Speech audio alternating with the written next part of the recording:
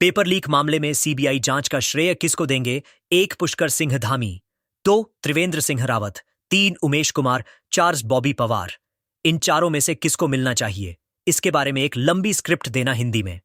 Paper leak कांड और CBI जांच का श्रेय किसे मिलना चाहिए? यह सवाल आज उत्तराखंड की राजनीति और समाज में बहुत चर्चा का विषय है। चलिए इस बहस को रखते हैं।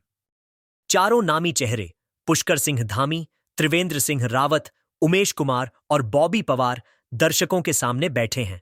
भीड़ में युवा, शिक्षक और आम जनता मौजूद हैं। महिला और सज्जनों, आज का बड़ा सवाल, पेपर लीक मामले में सीबीआई जांच का श्रेय किसे दिया जाए? यह सिर्फ राजनीति का मुद्दा नहीं है, बल्कि लाखों युवाओं के भविष्य से जुड़ा सवाल है। आइए हम चारों पक्षों की बात सुनते हैं। पहला मोड़, पुष्कर सिंह धामी। धामी आत्मविश्वास से खड़े होते हैं। मैं मुख्यमंत्री हूं, जनता ने मुझे जिम्मेदारी दी है। पेपर लीक ने युवाओं का विश्वास तोड़ा था, इसलिए मैंने सख्त कदम उठाए। सीबीआई जांच कराने का फैसला मैंने लिया ताकि दूध का दूध और पानी का पानी हो सके। मेरा मानना है कि जब राज्य की एजेंसियों पर सवाल उठे, तब पारदर्शिता के लिए केंद्रीय एजेंसी ही सही रास्ता थी। यह मेरी सरकार की दृढ़ता है। भीड़ तालियां बजाती है। कुछ युवा धामी जी जिंदाबाद के नारे लगाते हैं। दूसरा मोड़, त्रिवेंद्र सिंह रावत। त्रिवेंद्र जी शांत स्वर में बोलते हैं, मैंने मुख्यमंत्री रहते हुए हमेशा सिस्टम में ईमानदारी और पारदर्शिता पर जोर दिया। अगर आज सीबीआई जांच की बात हो रही है, तो इसकी जड़ मेरे ही समय के फैसलों और नीतियों से जुड़ी है। मैंने राज्य में भ्रष्टाचार के खिलाफ आवाज उठाई थी।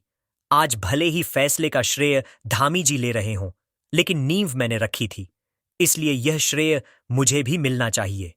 भीड़ में हल्की खुसरपुस और तालियां। तीसरा मोड़, उमेश कुमार।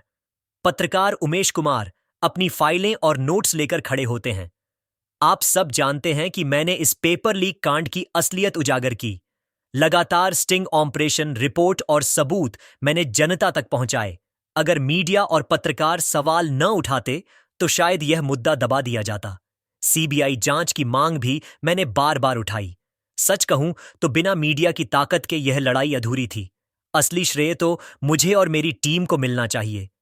युवा भीड़ में से कई छात्र चिल्लाते हैं, सही कहा, सच दिखाने वाले को ही श्रेय मिलना चाहिए। चौथा मोड़, बॉबी पवार। बॉबी पवार गंभीर अंदाज में बोलते हैं, देखिए, यह लड़ाई सिर्फ नेताओं या पत्रकारों की नहीं है। असली लड़ाई उन छात्रों और अभ्यर्थियों की थी जिनके सपने पेपर लीक से टूटे। मैंने सड़क पर उतरकर आवाज उठाई, आंदोलन किए और युवाओं के हक में लगातार संघर्ष किया।